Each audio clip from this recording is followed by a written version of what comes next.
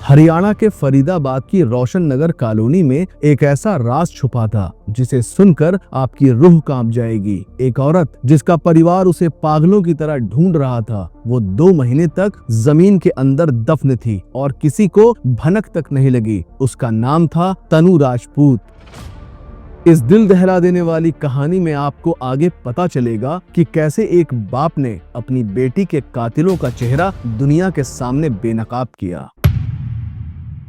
तनु उत्तर प्रदेश के फिरोजाबाद की रहने वाली थी। 23 साल की उम्र में तनु का रिश्ता उसके पिता हाकिम सिंह ने हरियाणा के फरीदाबाद शहर के रहने वाले अरुण सिंह के साथ पक्का कर दिया। अरुण अपनी मां सोनिया, बहन काजल और पिता भूप सिंह के साथ फरीदाबाद की रोशन नगर कॉलोनी में रहता था। अरुण अपने पिता के साथ मिलकर गारमेंट का बिजनेस करता था। 21 जून 2023 को तनु और अरुण की शादी हुई थी। तनु की शादी में उसके पिता ने पानी की तरह पैसा बहाया था और धूमधाम से अपनी बेटी को अरुण के साथ विदा किया। लेकिन उस समय तनु के पिता इस बात से अनजान थे कि जिस घर में वो अपनी बेटी को भेज रहे हैं, एक दिन वही घर उनकी बेटी की मौत की वजह बन जाएगा। शादी के बाद तनु अपने ससुराल आ गई। शादी के कुछ दिनों तक तो सब कुछ ठीक चल रहा था, लेकिन बाद में तनु के ससुराल वाले दहेज और पैसों की डिमांड को लेकर उसे परेशान करने लगे। ससुराल में तनु को मेंटली टॉर्चर किया जाता था। बार बार दहेज और पैसों की डिमांड से तंग आकर सितंबर 2023 में तनु अपने मायके आ गई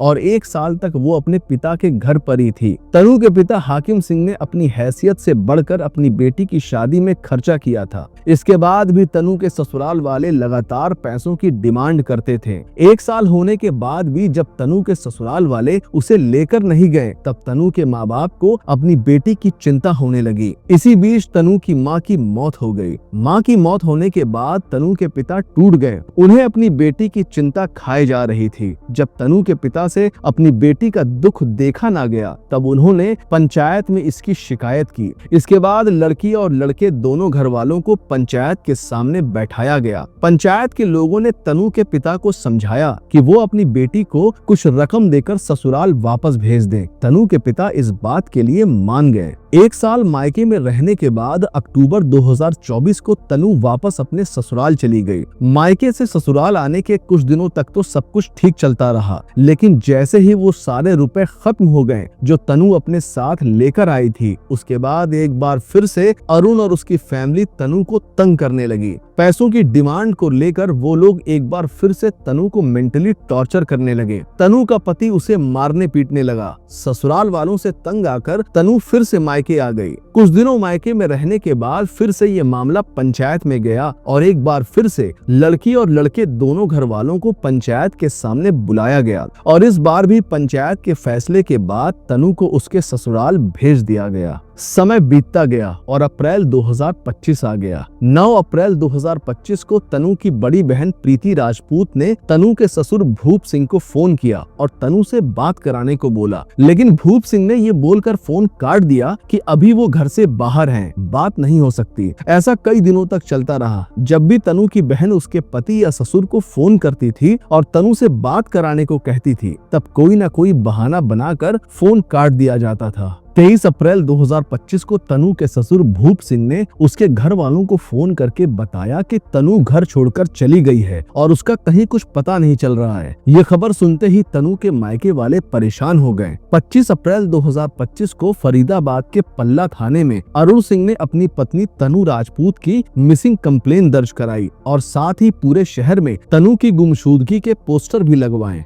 धीरे धीरे समय बीतता गया और अप्रैल से जून का महीना आ गया, लेकिन तनु का कहीं कुछ पता न चला। पुलिस की जांच भी धीमी पड़ चुकी थी। ये मामला धीरे धीरे ठंडे बस्ते में चला गया, लेकिन तनु के पिता हाकिम सिंह ने हार नहीं मानी और वो अकेले ही अपनी बेटी को ढूंढने में लगे हुए थे। इसी बीच हाकिम सिंह रोशन नगर कॉलोनी के हर उस घर में गए जहां सीसीटीवी कैमरा लगा था। रोशन नगर कॉलोनी में ही तनु का ससुराल था। हाकिम सिंह इस उम्मीद में थे कि शायद सीसीटीवी सीसीटीवी के जरिए उनकी बेटी के गायब होने का कोई सुराग मिल जाए। हाकिम सिंह ने तनु के ससुराल के आसपास की सारी सीसीटीवी फुटेज खंगाली। 24-24 घंटे की सीसीटीवी फुटेज उन्होंने अकेले चेक की, यानी जो काम पुलिस को करना चाहिए था वो तनु के पिता कर रहे थे। लेकिन तनु के गायब होने का कहीं कोई सुराग ना मिला। जब तनु का कहीं कुछ पता ना चला तब हाकिम सिंह को शक हुआ कि जरूर तनु के ससुराल वाले झूठ बोल रहे हैं। हाकिम सिंह को इस बात का डर सताने लगा कि उनकी बेटी के गायब होने के पीछे जरूर कोई साजिश है। इसके बाद हाकिम सिंह ने तनु के ससुराल के आस पड़ोस के लोगों से पूछताछ शुरू की।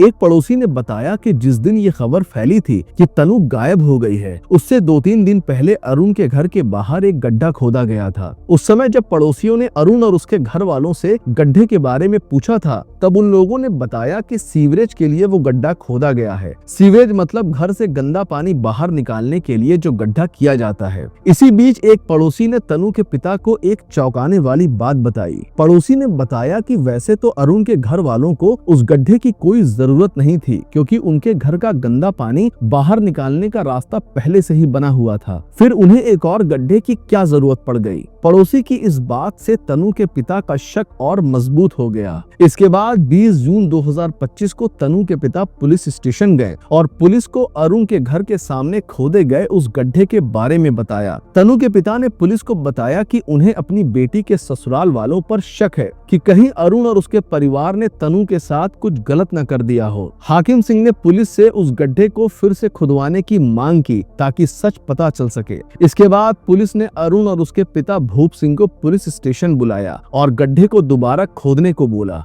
अरुण और उसके पिता बिना किसी ऑब्जेक्शन के गड्ढा खोदने को तैयार हो गए ताकि तनु के पिता का शक दूर हो सके। 20 जून 2025 को जेसीबी मशीन के जरिए अरुण के घर के सामने बने गड्ढे को खोदने का काम शुरू हुआ। शुरुआत में सब कुछ सामान्य लग रहा था। लगभग 5 फीट गड्ढा खोदने के बाद भी कुछ ना मिला। लेकिन इसके बाद जब और गहराई में गड्ढा खोदा गया तब एक ऐसा छुपा हुआ राज सामने आया जिसे जानने के बाद लोगों का कलेजा कांप गया। जब मशीन से 6 फीट और गड्ढा खोदा गया तब उसके अंदर से सड़ी गली हालत में तनु की डेड बॉडी मिली।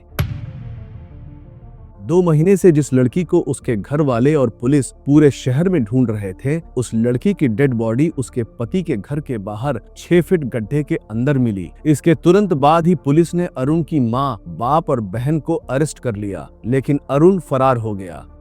अरेस्ट होने के बाद अरुण के पिता भूप सिंह ने पुलिस को बयान दिया कि इस हत्या में उसके घर वालों का कोई हाथ नहीं है। उसने अकेले ही अपनी बहू की हत्या करके उसकी बॉडी को घर के बाहर बने गड्ढे में दफन कर दिया था। भूप सिंह के कबूलनामे के बाद पुलिस को शक था कि भूप सिंह झूठ बोल रहा है। वो अपने परिवार को बचाने के लिए सारा इल्जाम अपने ऊपर ले रहा था। दरअसल पुलिस को यकीन था कि भूप सिंह अकेले अपनी बहू की हत्या नहीं कर सकता। इस हत्या में उसका पूरा परिवार शामिल था। इसके बाद जब भूप सिंह से सख्ती से पूछताछ की गई तब जाके भूप सिंह ने दरिंदगी की असली कहानी बताई। भूप सिंह ने बताया कि तनु की वजह से उसके परिवार को पंचायत में घसीटा गया, जिससे पूरे समाज में उसके नाम की थू-थू हो रही थी। तनु का पति अरुण उसे डिवोर्स दे देता, लेकिन इसके लिए उन्हें तनु को एलिमनी यानी गुजारा भत्ता भी देना पड़ता। बस इसी वजह से भूप सिंह और उसके परिवार ने तनु को खत्म कर दिया। भूप सिंह ने पुलिस को बताया कि 22 अप्रैल 2025 को उसने तनु की हत्या की थी, लेकिन इस हत्या की साजिश उन लोगों ने 1 हफ्ते पहले ही रच ली थी। साजिश के तहत भूप सिंह ने हत्या से कुछ दिन पहले अपनी पत्नी यानी तनु की सास को रिश्तेदार की शादी में अपने गांव उत्तर प्रदेश भेज दिया। इसके बाद हत्या वाले दिन यानी 22 अप्रैल की रात को अरुण ने अपनी पत्नी तनु के खाने में नींद की गोलियां मिला दी। देर रात जब तनु अपने कमरे में सोई हुई थी तब भूप सिंह अपनी बहू के कमरे में गया, क्योंकि प्लान था कि भूप सिंह अकेले ही हत्या को अंजाम देगा। इससे पहले कि भूप सिंह तनु की हत्या करता, उसकी नीयत डोल गई। हत्या से पहले भूप सिंह ने अपनी बहू के साथ रेप किया, फिर दुपट्टे से गला घोंटकर उसे खत्म कर दिया। तनु को खत्म करने के बाद भूप सिंह ने अपने बेटे अरुण को कमरे में बुलाया ताकि तनु की बॉडी को ठिकाने लगाया जा सके, लेकिन रेप वाली बात भूप सिंह ने अपने परिवार में किसी को नहीं बताई थी। अरुण के आने के बाद दोनों बाप बेटे ने मिलकर तनु की बॉडी को घर के बाहर बने उस गड्ढे में ले जाकर दफन कर दिया, जो गड्ढा उन लोगों ने 2 दिन पहले खुदवाया था। तनु की बॉडी को दफन करने के बाद अरुण घर के अंदर चला गया, लेकिन भूप सिंह रात भर घर के बाहर ही बैठा रहा और सवेरा होते ही एक राजमिस्त्री को बुलाया और जिस गड्ढे में उसने तनु को दफनाया था उसके ऊपर सीमेंट से प्लास्टर करवा के उस जगह को चिकना करा दिया ताकि किसी को उस गड्ढे के अंदर का राज कभी पता न चल सके।